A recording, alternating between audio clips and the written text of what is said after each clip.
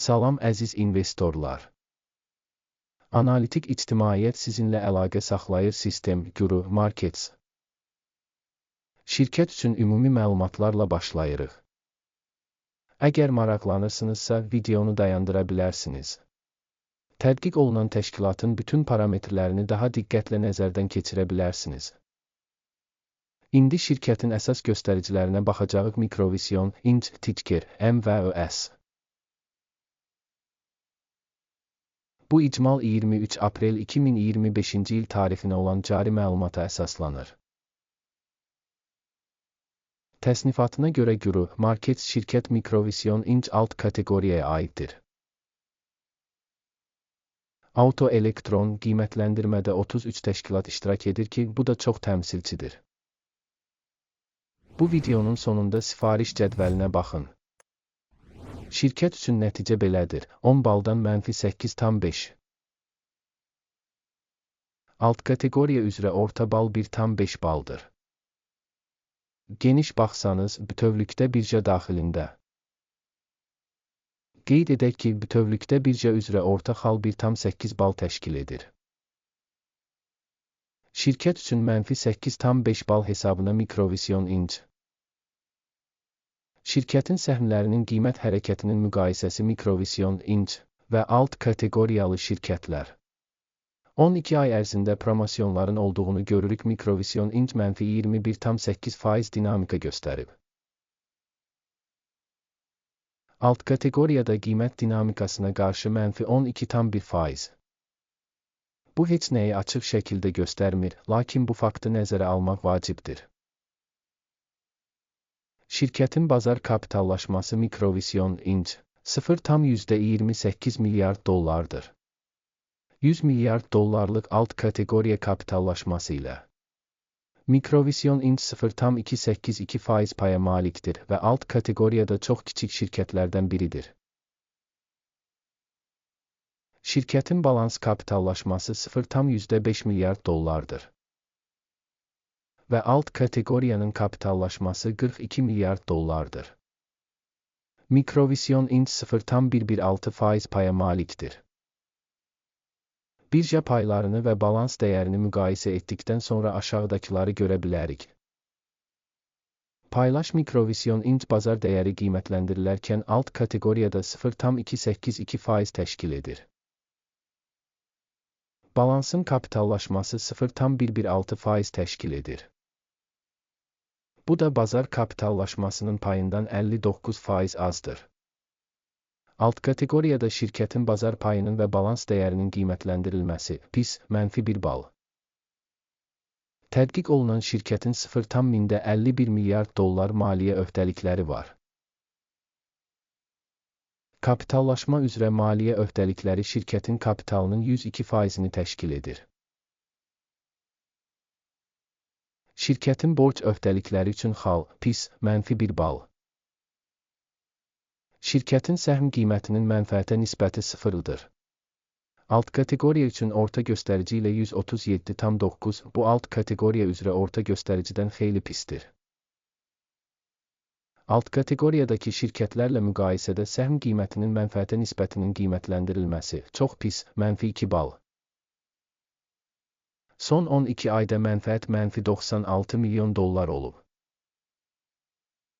Növbəti 12 ay üçün gələcək mənfəət məlum deyil.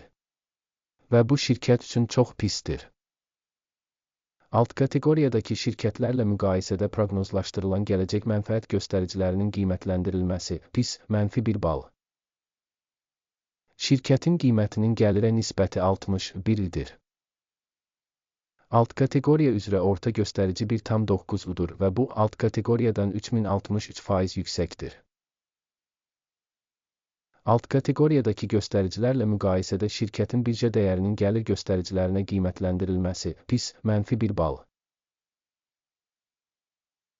Son 12 ayda gəlir 0 milyon dollar olub.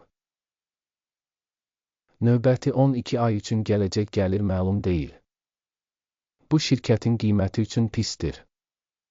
Alt kateqoriyadakı şirkətlərin göstəriciləri ilə müqayisədə gözlənilən gələcək gəlir göstəricilərinin qiymətləndirilməsi, pis, -1 bal. Marja mənfi 2053%'dir. Alt kategoriya üçün orta hesabla 1,4%'dir. Alt kategoriya üzrə orta göstərici ilə şirkətin göstəriciləri arasında fərq 2054,4% təşkil edir. Alt kategoriyadakı şirkətlərin göstəriciləri ilə müqayisədə gəlirliliyin qiymətləndirilməsi, dözümlü, -0,5 bal. Alt kategoriyada işçilərin sayına görə şirkətin payı 0,68% təşkil edir. Bu, bazar kapitallaşmasının payından 315% azdır. Bu, şirkətin səhmlərinin qiymətində balanssızlığı göstərir. Mikrovision, Inc. daha çox yenidən qiymətləndirməyə doğru. Şirkət işçisinə düşən kapitalın miqdarı $1528.000'dır. Alt kategoriyada isə $368.000 var. Alt kategoriya üzrə orta göstərici ilə şirkətin göstəriciləri arasında fərq 315,2% təşkil edir. Alt kategoriyadakı şirkətlərin göstəriciləri ilə müqayisədə bir işçiyə düşən kapitalın miqdarının qiymətləndirilməsi, dözümlü, 0 bal. Şirkət işçisinə düşən mənfəətin məbləği $523,800.000'dır. Alt kategoriyada orta göstərici ilə $2,700.000 və alt kategoriya üzrə orta göstərici ilə şirkətin göstəriciləri arasında fərq 19,536% təşkil edir. Alt kategoriyadakı göstəricilərlə müqayisədə bir işçiyə düşən mənfəətin qiymətləndirilməsi, dözümlü, -0,5 bal. Şirkətin bir işçiyə düşən gəliri $25.000'dır. Alt kategoriyaya görə $195.000. Alt kategoriya üzrə orta göstərici ilə şirkətin performansı arasındakı fərq 680%'dir. Alt kategoriyadakı şirkətlərin göstəriciləri ilə müqayisədə bir işçiyə düşən satışın qiymətləndirilməsi, dözümlü, -0,5 bal. Səhmlər 7,2% alt kategoriya ilə müqayisədə 26,4% qısaldılmışdır. Bu, qısa bir sıxılma riskinin qiymətləndirilməsidir. Texniki göstərici RASI 14 şirkət üçün %44 səviyyəsini göstərir. Mikrovision, Inc. Alt kategoriya üçün isə RASI səviyyəsi 14, təxminən 43%'dir. Orta hesabla alt kategoriyadakı səhmlərlə təxminən eyni qiymətləndirilir. Mikrovision, Inc. Şirkətin səhmlərinin faktiki qiymətləndirilməsi təqribən $1,16'dır. Şirkətin səhmləri üçün konsensus qiymət hədəfi təxminən $2,51'dır. Cari qiymətlə konsensus proqnozu arasındakı fərq təxminən 117%'dir. Sifarişlər cədvəlinə baxaq, o, hər kəs üçün əlçatandır, ona keçid bağlanmış şərhdədir. Sifariş cədvəlində əvvəllər müəyyən bir mövsümdə səhm qiymətləndirmə məlumat və arayış sistemi tərəfindən qəbul edilmiş bütün qərarlar var. Guru, Markets. Sifariş cədvəlinə giriş pulsuz və açıqdır. Link bağlanmış şərhdə. Səhm analizinə əsaslanır. Mikrovision, Inc. Səhmlərin qiymətləndirilməsi üçün məlumat və arayış sistemi Guru, Markets qərar qəbul edilib. Bir səhm üçün $1,15 qiymətində satış əməliyyatı açın. Sövdələşmə şirkətin kifayət qədər aşağı reytinqə malik olduğu üçün açılıb. Təşkilatın qiymətləndirilməsi qiymətləndirmə yanaşması, AKİMin indeksi əsasında aparılmışdır. Mənfəət götürmək 0,82 səviyyəsində müəyyən edilmişdir. Stop loss 1,48 səviyyəsində müəyyən edilib.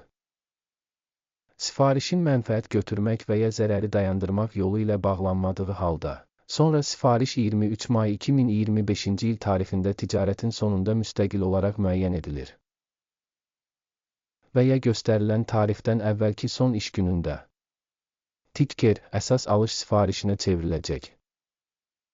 Əsas sifarişlə bağlı video artıq bu kanalda yayımlanıb. Sifarişlərdən birini bağlayarkən, əsas və ya balanslaşdırma. Başqa sifariş faktiki qiymətə bağlanır. Bu videoya baxdığınız və informasiya sistemindən istifadə etdiyiniz üçün hamınıza çox sağ olun. Guru, Markets.